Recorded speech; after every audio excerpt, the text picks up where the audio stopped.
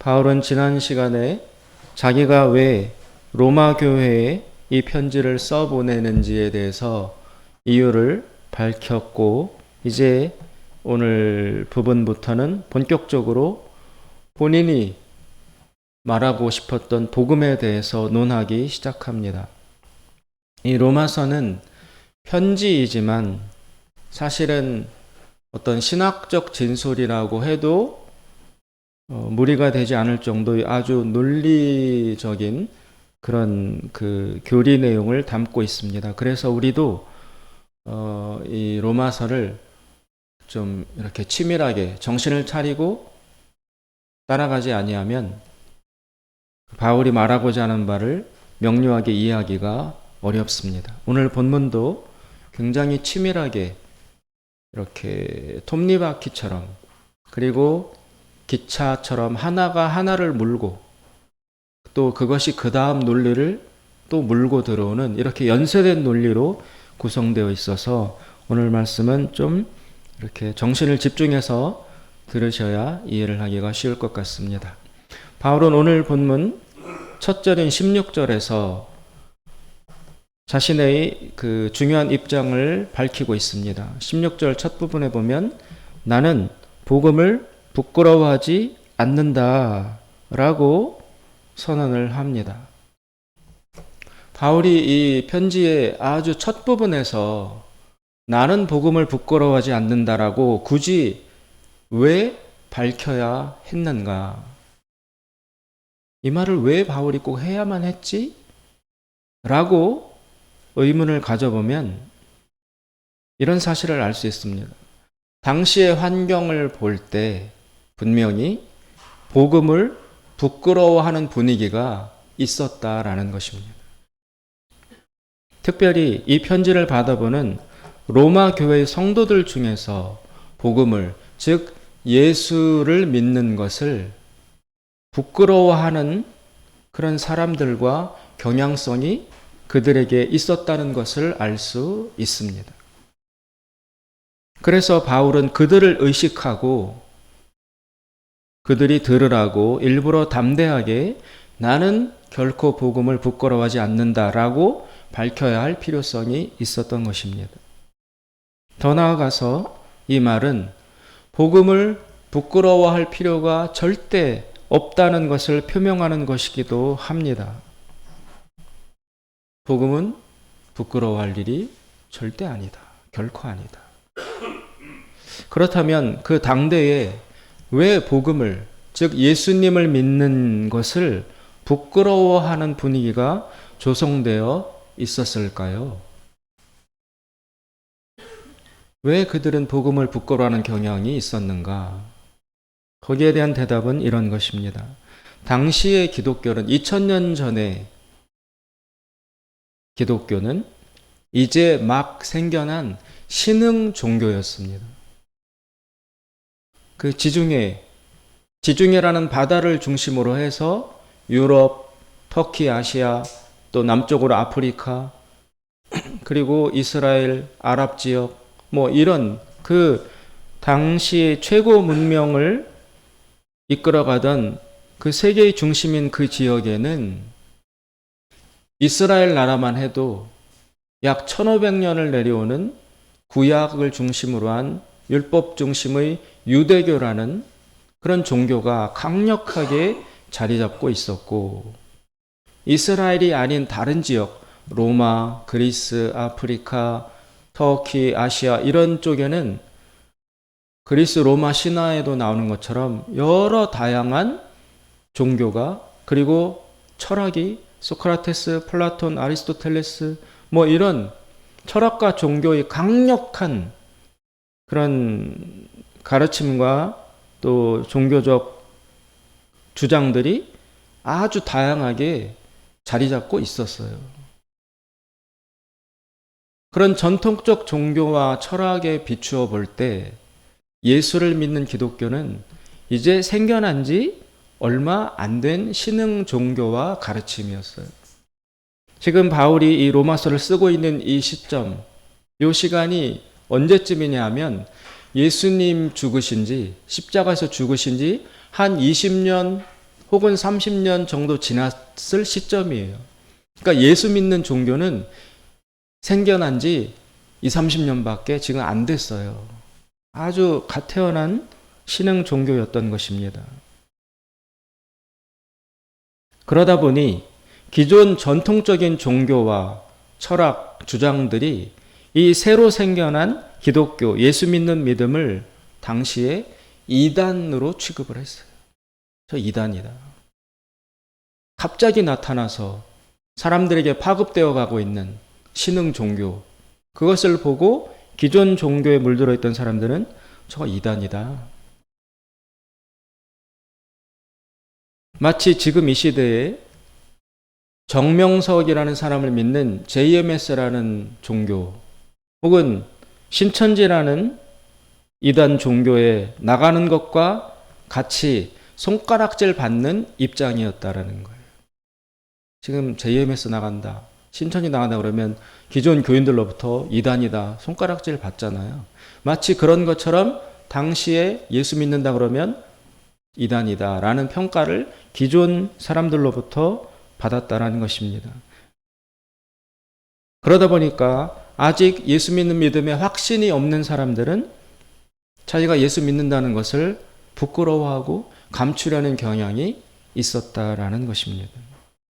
그런 사람들이 현재 로마 교회 중에, 로마 교회 성도 중에 섞여 있었다는 것입니다. 그래서 바울은 그 사람들을 의식하면서 오히려 나는 예수 믿는 것을 부끄러워하지 않는다, 자랑스러워한다라고 선언을 하고 있는 것입니다.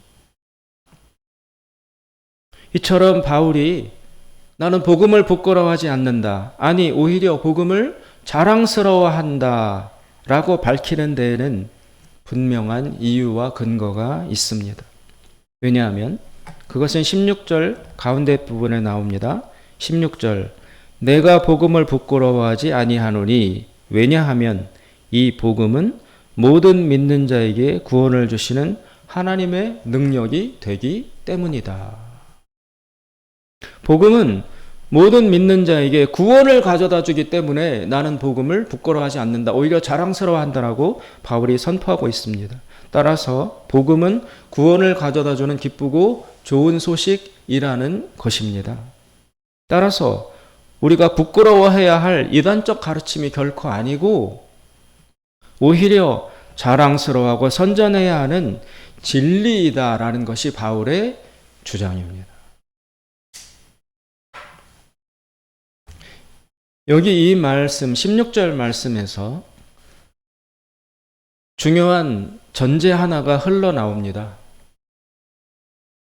나는 복음을 부끄러워하지 않는다. 왜냐하면 복음은 구원을 주시는 하나님의 능력이 되기 때문이다 라는 이 말씀 속에 중요한 전제 사실 하나가 숨어 있습니다. 그것이 무엇이냐면 인간은 지금 구원이 필요한 존재라는 것입니다. 구원이 필요한 상태에 있으니까 그 구원을 베풀어주는 이 소식, 이 복음이 바로 기쁜 소식이 될 수 있는 것이다. 바울의 논리는 그런 전제를 깔고 있습니다. 구원이란 무엇입니까? 제가 예전에 다른 도시에 살 때 공원에서 전도를 한 적이 있어요. 노방 전도를. 공원에서 토요일 날 시내에서 막 기타 치고 여러 청년들과 찬양을 한 후에 공원에 가서 공원에 지나가는 사람을 벤치에 앉아있는 사람들에게 복음을 전했어요. 전도를 했어요. 그럼 그때마다 그 공원에서 어떤 껌을 파시는 장애인 아저씨가 있었어요. 그 껌 파는 장애인 아저씨가 제가 복음을 전하면 항상 옆에 따라붙어가지고 구원이 뭐야? 뭐가 구원인데? 이러면서 방해를 했어요. 그러면서 그 장애인 아저씨가 덧붙이는 말이 10원에서 1원을 뺀 게 구원이지, 이러면서 저희 복음 전하는 거를 굉장히 회방을 놓고 웃음거리로 만든 적이 있습니다. 구원이 뭡니까? 구원이란 구출받는 것, 어딘가 위험한 곳으로부터 꺼냄 받는 것을 뜻합니다. 자력으로는 나올 수 없는 곳에 빠져 있는 사람을 밖에서 누군가가 잡아서 꺼내어 주는 것. 전적인 외부의 힘만으로 스스로 힘으로 나올 수 없는 사람을 꺼내어 주는 것. 그것을 구원이라고 합니다. 자력으로 나올 수 있으면 구원이 아닙니다.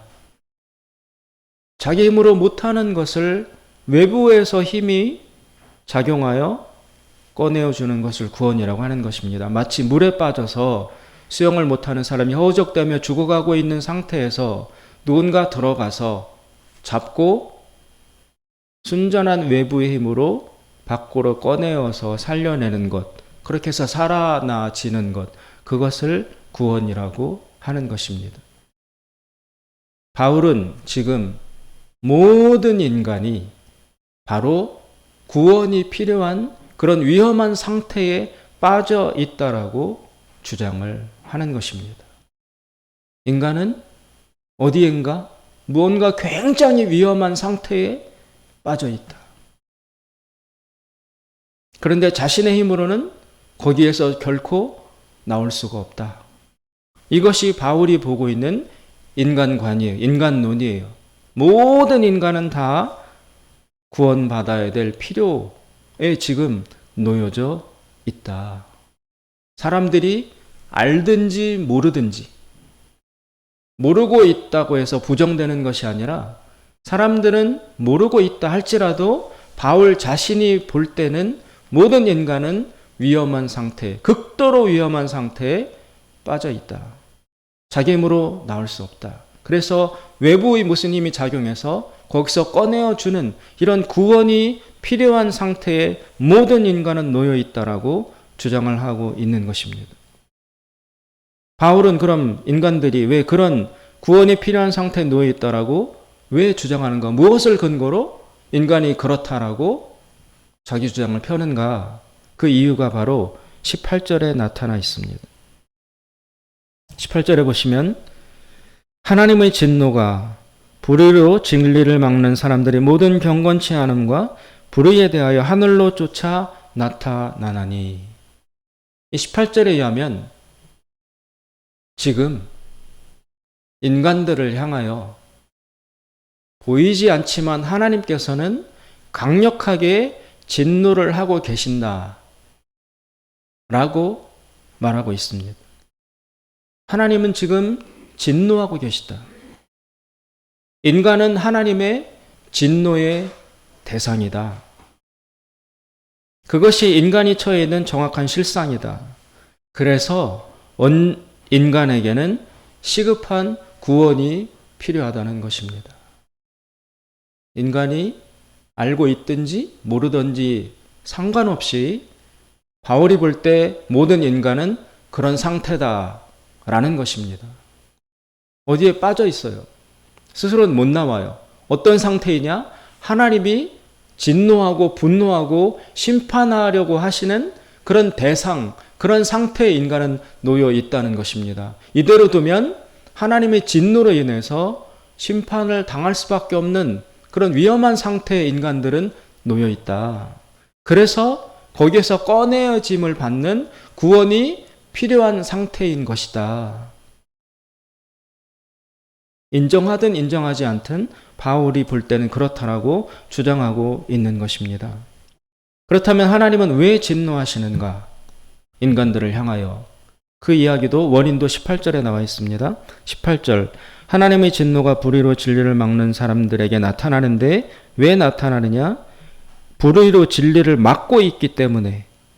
그 진리를 막은 결과 사람들에게서 경건치 않음과 불의가 나타나고 있기 때문에 하나님이 그것을 보시고 진노하고 계신다라는 것입니다. 여기에서 진리를 막는다, 불의로 진리를 사람들이 막고 있다라고 하는데 진리를 막는다는 것이 그럼 구체적으로 무엇인가? 그 얘기는 그 이후 19절부터 23절까지에 걸쳐서 바울이 설명하고 있습니다. 19절 보면은 이는 하나님을 알만한 것이 저희 속에 보임이라 하나님께서 이를 저에게 보이셨느니라 창세로부터 그에 보이지 아니하는 것들 곧 그의 영원하신 능력과 신성이 그 만드신 만물에 분명히 보여 알게 되나니 그러므로 저희가 핑계치 못할지니라. 그러나 하나님을 알되 하나님을 알면서도 하나님으로 영화롭게도 아니하며 감사치도 아니하고 오히려 그 생각이 허망하여짐에 미련한 마음이 어두워졌나니 스스로 지혜 있다 하나 우둔하게 되어 썩어지지 아니하는 하나님의 영광을 썩어질 사람과 금수와 버러지 형상의 우상으로 바꾸었느니라. 인간은 하나님이 계시다는 것을 분명히 알 수 있다라고 바울은 주장합니다. 인간은 하나님을 분명히 안다, 알 수 있다. 어떻게 아느냐? 자연을 보면 하나님이 계시다는 것을 알 수밖에 없다라는 것입니다. 우리 존재 자신을 포함하여 이 모든 자연 만물이 그냥 진짜 저절로 자연 발생적으로 원인도 없이 생겨날 수는 없다는 것입니다.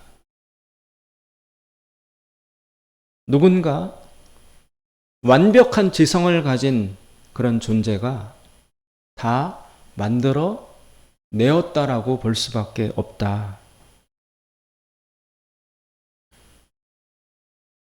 우리는 태양 주변을 돌고 있습니다. 지구는. 그래서 태양은 움직이지 않기 때문에 여러분 항성이라고 합니다. 항상 그 자리에 있다고 해서 항성이라고 해요. 근데 태양 주변을 별들이 돌아요.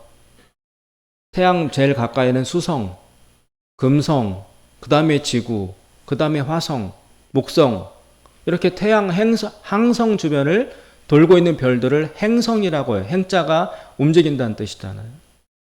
그런데 이 항성, 그 가스 폭발이 일어나서 엄청난 열을 발생하는 태양으로부터 적절한 거리에 놓여 있어야 이 별이 뜨겁지도 않고 춥지도 않은 상태를 유지할 수 있는 거예요. 지구와 태양과 가까이 있는 수성, 금성은 태양 가까이 있어서 뜨거워서 못 살아요. 생명체가. 그 다음에 수금지와 화성은 태양으로부터 너무 또 멀기 때문에 추워서 못 살아요. 딱 지구만 태양에서 적절한 거리를 유지하고 있기 때문에 지나치게 뜨겁지도 않고 지나치게 춥지도 않은 인간과 생명체가 살 수 있는 적절한 이 상태를 지구만 유지한다는 거예요.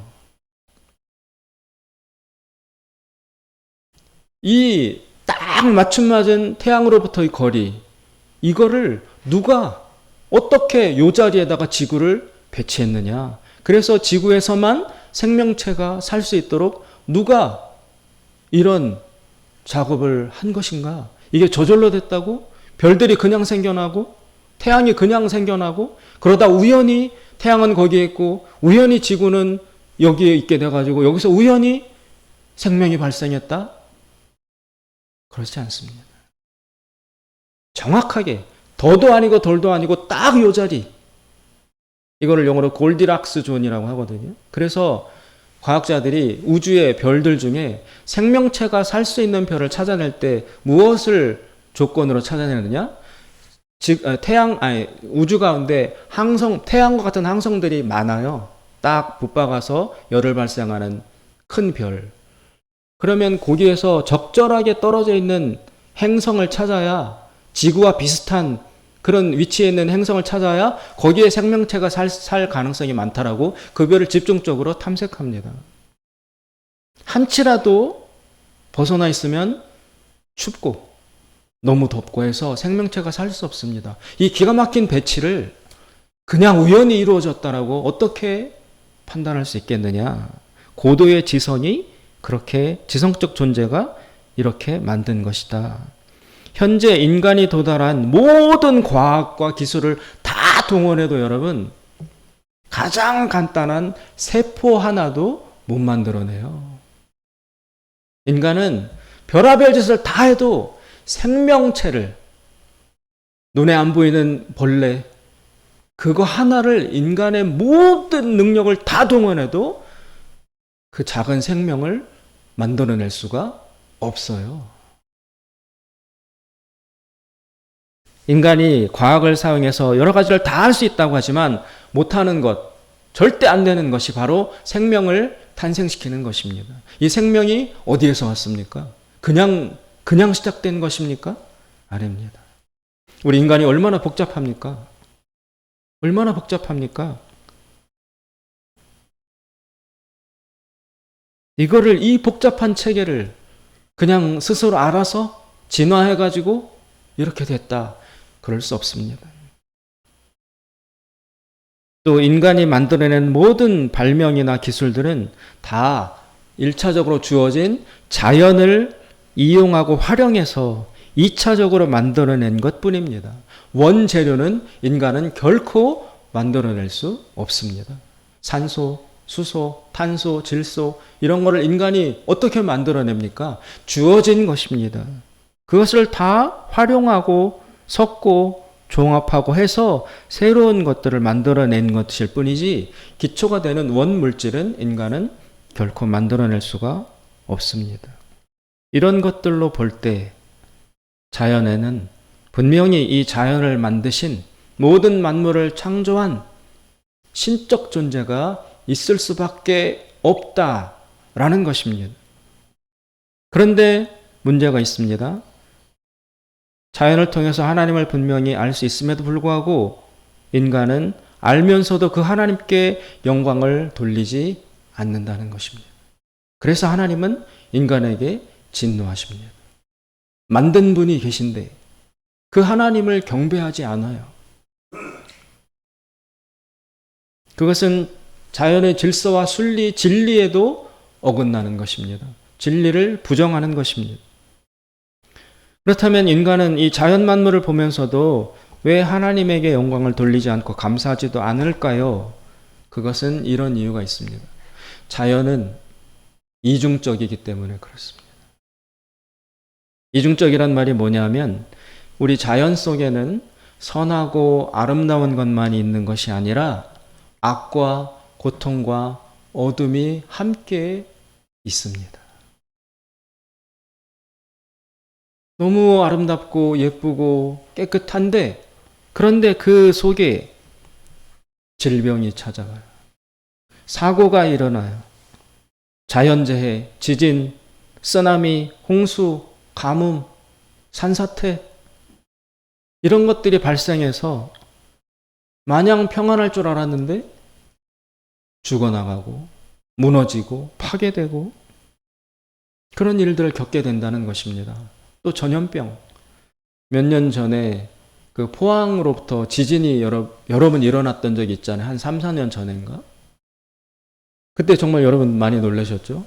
막 꾸강꽝꽝꽝 몰려와가지고 집이 확 흔들리고 그때 참 허무하더라고요. 왜냐하면 어디 많이 여행 다니고 비행기 타고 배 타고 뭐 이렇게 놀러 다니다가 그러다가 그 사고를 당해서 죽는다면 즐기다가 그랬으니까 억울하지는 않겠는데 이거는 놀러도 못 가고 여행도 안 가고 만약 집에 돈이 없거나 뭐 여러 가지 이유로 아무 놀러나 즐기지도 못하고 유일하게 집에 있는 것만 집에서 쉬는 것만이 기쁨인 이 평범한 소시민들인데 집에 있는데 그것도 안전하지 않다? 집에 가만히 있는데 거기도 위험하다? 집도 흔들리고 무너진다? 그럼 도대체 우리 같은 사람 어떻게 살라는 거야? 그런 생각이 저에게 찾아왔어요. 여기도 안전하지 않다면 그런 것처럼 우리 자연 속에는 뜻하지 않은 고통과 어둠과 악들이 있습니다. 인간만 해도 애기들 얼마나 귀엽고 예뻐요. 정말 어떻게 할 줄 모르게 애기들 어린아이들 보면 저도 요새 운전하고 가면서 어린아이들 애기들 지나가면 넋을 잃고 저렇게 보게 돼요. 나이가 들었나 봐요. 너무 예쁘고 진짜 너무 그냥 탄성만 나와요. 입이 벌어지고 그렇게 예쁜 게 우리 어린아이들인데 애기인데 그 상태 그대로 있어 주나요? 자라요. 사춘기 악마가 돼요. 어른이 돼요. 그리고 늙어요. 병들어요. 쭈글쭈글해지고 아프고 그 어릴 때의 그 찬란한 모습, 그 구김살 하나 없는 깨끗한 우리 어린아이들의 그 모습, 청년 때 그 밝고 힘, 강함, 그게 다 사라지고 슬프고 쭈글쭈글해지고 굽어지고 초라해지는 그런 노인 단계로 들어가고, 그리고 그걸로 그치는 게 아니라 또 죽음이 찾아옵니다. 그러니까 이 자연 속에는 자연을 보고 너무 저 햇빛, 저 나뭇잎, 꽃잎, 바람, 야, 하늘, 와, 너무 아름답다. 하나님을 향하여 기쁘게 찬양하고 감사하고 싶은 마음이 있었는데, 인생을 살다 보니 그런 일만 찾아오는 게 아니라 사고가 나고 무너지고 병 걸리고 죽고 다치고 막 이런 고통과 어둠과 혼란이 이렇게 찾아오니까 인간이 마냥 이 만물을 창조하신 하나님을 찬양하고 감사하고 기뻐하고 영 돌리는 그런 마음만 가질 수가 없었습니다. 혼란스러워졌습니다. 찬양하고 싶은데 우리 집에 찾아온 고통, 슬픔, 질병, 파괴, 이거를 겪으면서 감사가 안 나와요. 마냥 감사할 수가 없어요. 빛만 있는 게 아니라 어둠이 찾아와요. 기쁨이 아니라 슬픔과 고통이 함께 있으니까 순수한 마음으로 하나님 감사합니다, 영광 받으십시오 라고 경배와 감사를 할 수가 없는 거예요. 마음이 혼란스럽고 슬프고 찢어지고 분열되어 있어요. 만약 자연이 선하고 아름답기만 했다면 인간들은 마땅히 하나님에게 영광을 돌렸을 것입니다. 그런데 자연의 악과 고통이, 이런 것들이 찾아오는 것을 경험하면서 하나님에게 무한 감사만 할 수 없었습니다. 그 결과 사람들은 그 혼란 속에서 이런 결론을 내리게 됩니다. 우리가 겪는 모든 고통, 이 어둠, 슬픔, 이 악의 원인을 하나님에게 돌리기 시작했어요. 세상이 왜 이 모양이냐? 하나님이 세상을 안 돌봐주시니까. 그래서 자기 가족과 자기 삶에 찾아온 불행을 겪으면 모든 사람들이 하나님 살아계신데 어찌 이런 일이 나한테, 하나님 왜 이러십니까? 하나님 맙소사, 하늘도 너무하시지, 하늘도 무심하시지, 이런 말들을 한다고요. 하나님 맙소사. 왜 그럽니까? 하나님이 나한테 좋게, 은혜롭게, 기쁜 일만 허락하실 수도 있는데 그 하나님이 그렇게 안 하고 나한테 이 고통과 불행을 가져다 주었다. 하나님 왜 그럽니까? 라고 우리가 겪는 모든 악에 대해서 그 원인과 책임을 하나님에게 돌리게 되었다라는 것입니다. 그래서 사람들의 마음과 생각 속에 하나님은, 신은 마냥 선한 것이 아니라 심술궂기도 하고 인색하고 잔인하기도 하고 악하기도 하다. 세상에 널린 고통을 봐라. 전쟁, 지진, 쓰나미, 교통사고, 엄청난 전염병. 이걸 왜 하나님이 살아계시면 그냥 방치하느냐? 그럼 하나님이 아니지. 알면서도 이걸 손봐주지 않는 하나님이라면 하나님은 무섭고 잔인하고 괴팍한 분이야 라는 생각이 인간들 마음속에 결론과 해석으로 자리 잡았다는 것입니다. 그래서 하나님에 대해서 기쁜 생각, 무한한 감사와 신뢰만을 돌릴 수 없게 되었어요. 하나님을 의심하고 하나님을 원망하고 하나님을 싫어하고 하나님께 서운해하는 마음들이 인간 속에 같이 생겨난 것입니다. 그렇게 인간이 이렇게 판단을 하자 인간은 그 다음 단계의 행동으로 옮겨갑니다. 하나님을 이렇게 생각하게 되자 그 다음 행동으로 인간은 넘어가게 됩니다. 그 결과가 21절에 나옵니다. 21절. 하나님이 악과 고통을 주셨다. 하나님이 그 원인이다라고 생각을 하게 되면 어떻게 인간은 어떤 상태가 되느냐? 21절 뒷부분. 오히려 그 생각이 허망하여지며 미련한 마음이 어두워졌나니. 하나님을 이렇게 혼란스럽게 신뢰할 수 없는 분, 무서운 분, 잔인한 분으로 생각하게 되면 그 다음 단계는 자연스럽게 인간은 생각이 허망해지고 마음이 어두워지게 된다는 것입니다. 혼란스러워집니다. 그리고 그 다음 결과, 그렇게 된 다음 결과는 또 뭐냐? 22절. 스스로 지혜 있다 하지만 우준하게 되어, 즉 어리석게 된다는 것입니다. 하나님에 대해서 이런 혼란스러운 생각을 갖게 되고 나면 인간은 예외 없이 반드시 스스로 지혜 있다고 자부하지만 그런 사람에게서 나오는 생각은 모두 어리석은 것이 될 수밖에 없다라는 것입니다. 하나님에 대한 생각을 제대로 갖지 아니하면 그 다음 단계 인간이 하는 생각은 다 어둡고 컴컴하고 어리석은 것이 된다는 것입니다. 그래서 모든 인간은 하나님을 부인함으로써 다 어리석음에 빠지게 되어 있어요. 지금 다 이 모든 인간은 어리석은 상태에 있습니다. 그래서 생각이 혼란스럽고 어리석으니까 그 다음 인간은 무엇을 하게 되느냐? 그 변덕스럽고 이해하기 힘든 신을 달래기 위해서 우상을 만들어내기 시작했습니다. 즉 종교가 시작된 것입니다. 자, 23절을 보십시오. 22절에 스스로 지혜 있다 하지만 어리석게 우준하게 되고 난 결과 그 다음 인간은 어떤 행동을 하느냐. 23절 썩어지지 아니하는 하나님의 영광을 썩어질 사람과 금수와 버러지 형상의 우상으로 바꾸었느니라. 제대로 된 하나님에 대한 지식이 없으면 인간은 반드시 우상을 숭배하는 것으로 넘어간다는 것입니다. 하나님 아닌 다른 대상을 신으로 모시고 섬기기 시작한다는 것입니다. 그래서 종교들이 태어난 것입니다. 모든 종교들이. 그런데 그런 우상 숭배의 본질은 여러분, 신을 섬기고 신을 높이고자 한다고 하지만 사실 그런 우상 숭배, 기타 종교의 기본 동기는 그 신을 조작하고자 하는 동기예요. 왜냐하면 화가 나 있고 심술을 부리는 이해할 수 없는 신을 인간의 재물이나 제사를 통해서 달래고 조작함으로써 안전과 행복을 확보하겠다는, 즉 신을 움직여서 인간이 필요한 것을 얻어내겠다는 인간 중심적 사고의 시도가 바로 종교인 거예요. 우상 숭배인 것이고, 이것은 진정한 경배의 신앙이 아닙니다. 조작행위입니다.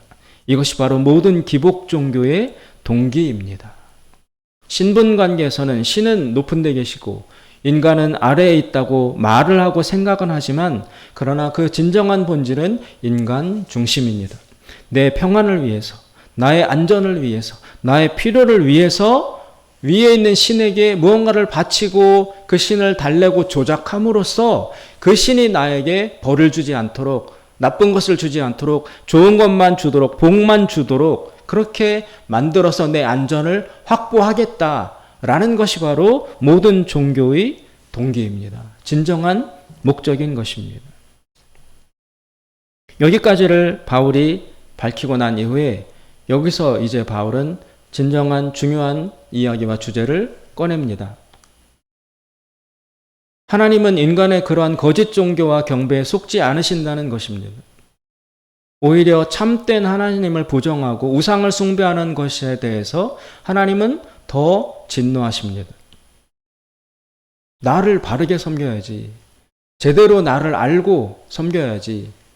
내가 아닌 다른 대상을 하나님으로 섬기고 그 섬기는 동기도 조작적이고 그것을 하나님이 다 아신다는 것입니다. 그러면서 기뻐하시지 않습니다. 진노하십니다. 그럼 하나님의 그런 인간들을 향한 진노는 어떻게 표현되는가?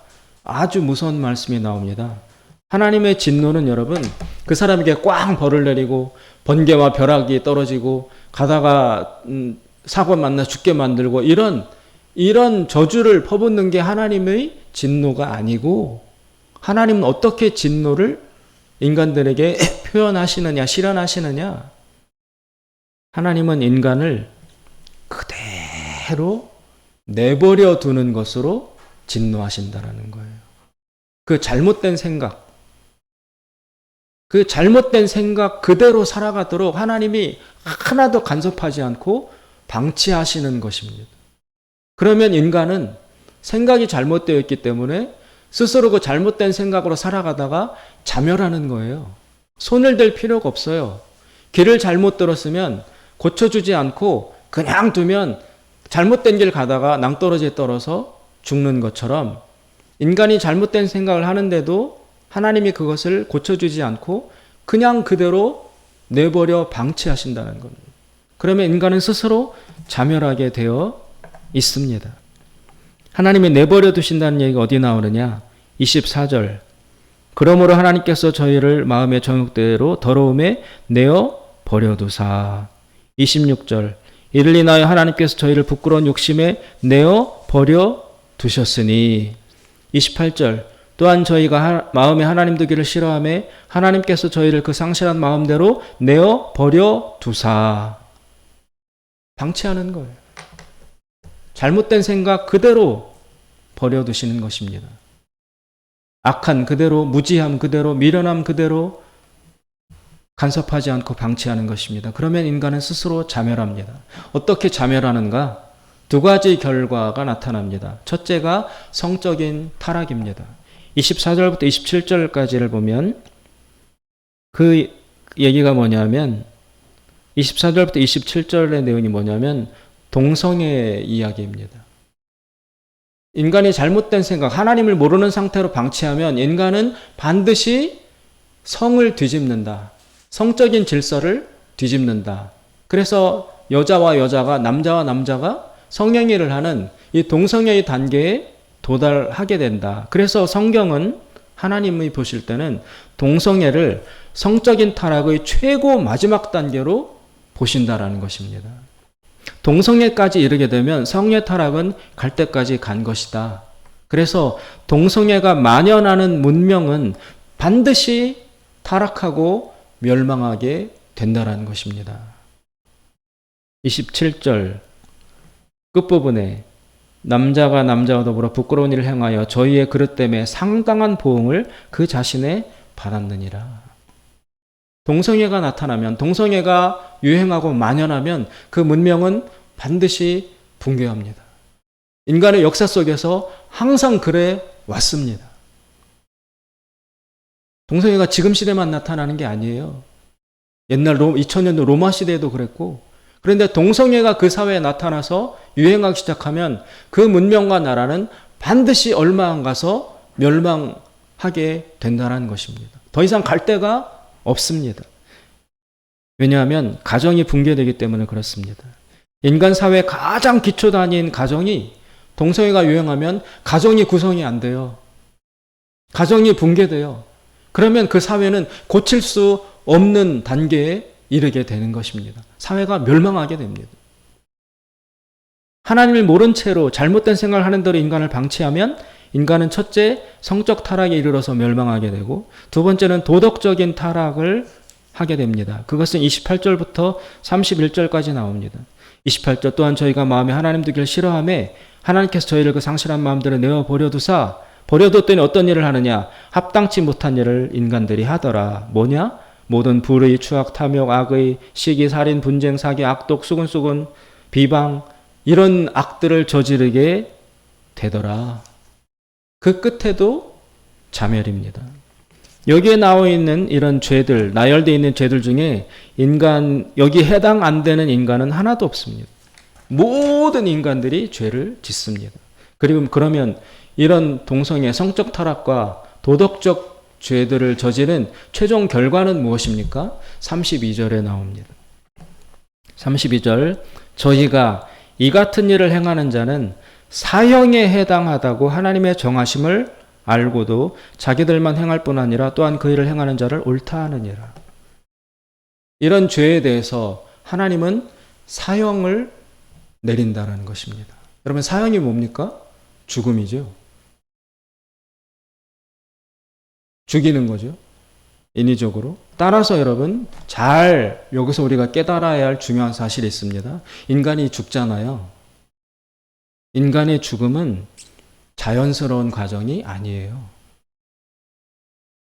인간이 지은 죄에 대한 벌로서 받게 되는 하나님이 내리시는 사형의 형벌이에요.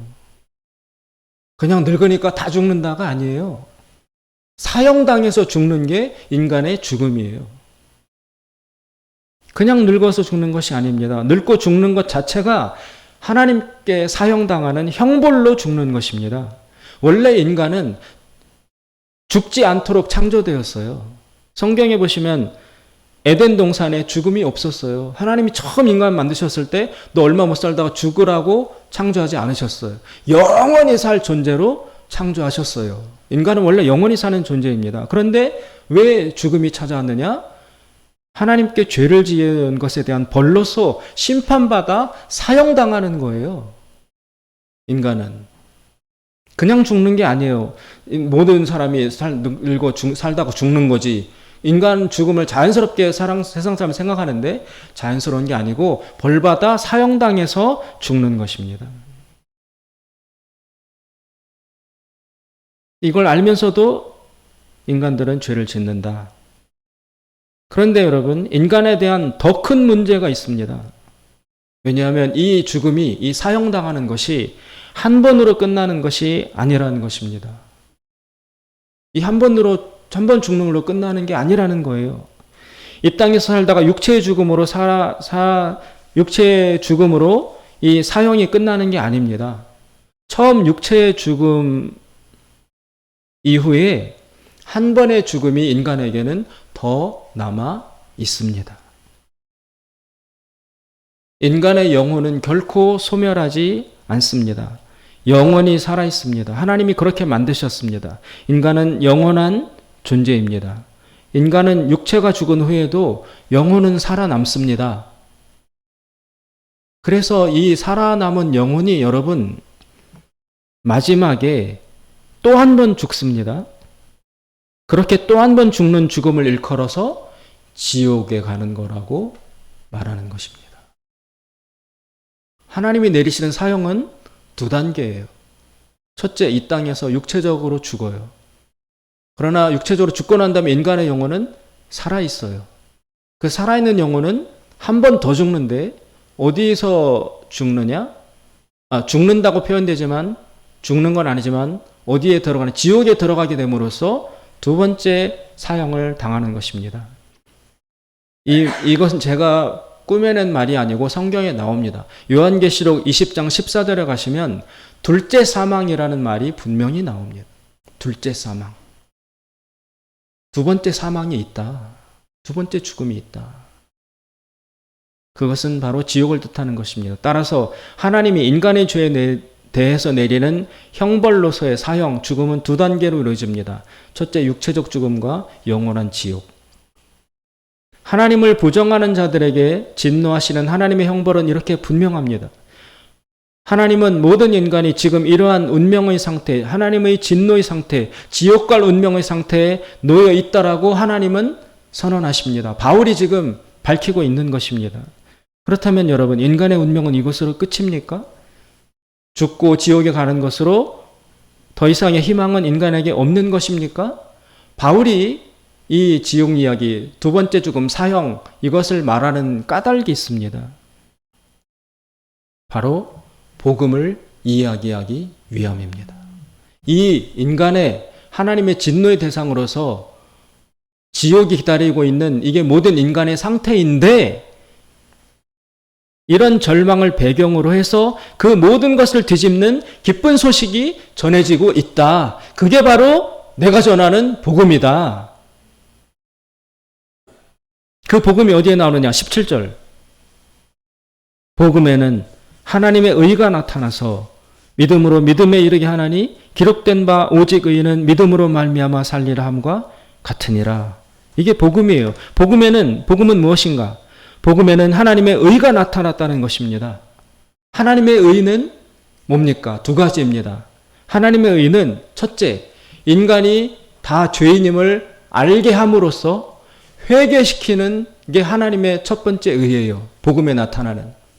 두 번째, 하나님의 의가 뭐냐면 자기가 죄인임을 깨닫고 지옥 갈 수밖에 없는 죄인임을 깨닫고 두려워하고 하나님께 잘못했습니다. 어떻게 하면 내가 구원받을 수 있습니까? 라고 부르짖는 회개하는 영혼에게 예수님이 너의 죄값을 다 지시고 십자가에 죽으심으로 예수님을 믿으면 너의 죄값이 다 사라지고 천국으로 갈 수 있다. 라는 두 번째 그것이 바로 그 소식이 하나님의 의예요.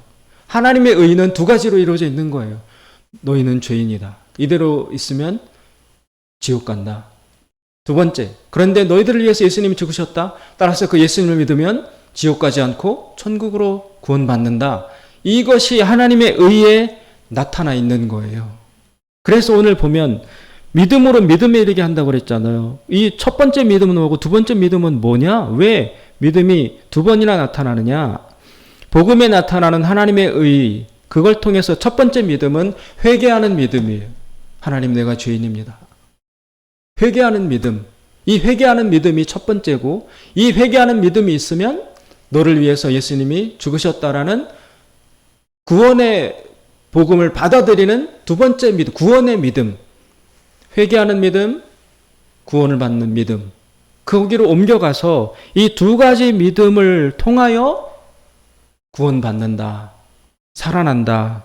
이것이 바로 복음의 소식입니다. 그래서 바울이 분명하게 이야기하지 않습니까? 17절 보시면 복음에는 하나님의 의가 나타나서 믿음으로 믿음에 이르게 하나니 기록된 바 오직 의인은 믿음으로 말미암아 살리라. 믿음을 가지면 살아날 수 있다는 것입니다. 믿음을 가지면 지옥이 아니라 천국으로 들어갈 수 있게 되었다라는 것입니다. 이게 바로 복음입니다. 바울은 이 기쁜 소식을 전하기 위해서 19절부터 인간들이 하나님을 모르고 우상숭배를 하고 그 결과 어리석게 돼서 동성애를 저지르고 악한 죄들을 저지른다. 이 상태로 두면 인간은 다 지옥행이다. 사형당한다. 그런데 그 절망만 있는 것이 아니라 복음이 있다. 내가 이 복음을 전하기 위해서 너희들에게 이 편지를 쓴다. 그 복음은 뭐냐? 인간의 이런 하나님의 진노의 상태에서 꺼냄 받을 수 있는 방법이 있다. 그게 복음에 나타났다. 예수님이 오셔서 인간이 치를 수 없는 죄값을 다 치르셨으므로 그 예수님 앞에 회개하고 예수님을 받아들이고 믿으면 그 영혼은 용서받는다. 구원받는다. 그게 바로 복음이다라고 바울이 제시를 하고 있는 것입니다. 복음의 기쁨은 지옥의 두려움과 대조되어야 그 복음의 기쁨이 살아날 수 있습니다. 그래서 바울은 두 가지를 다 제시하고 있는 것입니다. 그래서 17절 복음에는 하나님의 의가 나타났다고 나오죠.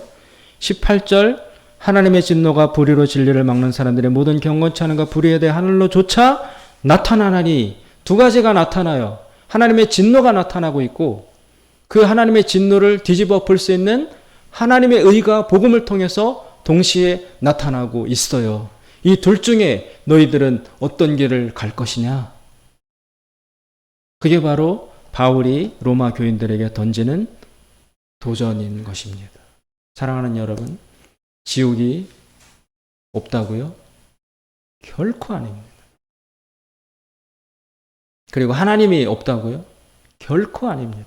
이 모든 만물은 하나님이 창조하셨고 그럼 고통과 죽음은 어디서 왔느냐? 하나님이 주신 것이 아니라 인간의 죄로 말미암아 주어진 거예요. 그 인간의 운명에서 그대로 방치하에 두고 있으면 지옥에 가게 돼요. 사형당해요.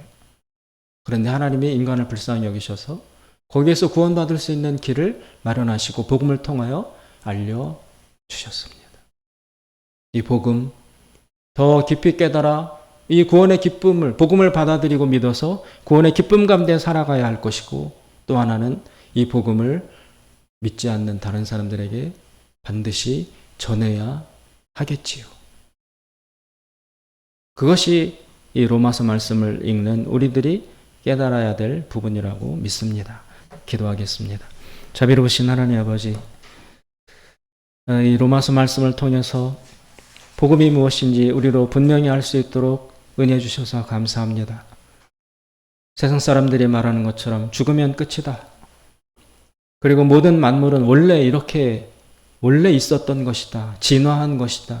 다른 종교에도 구원이 있다.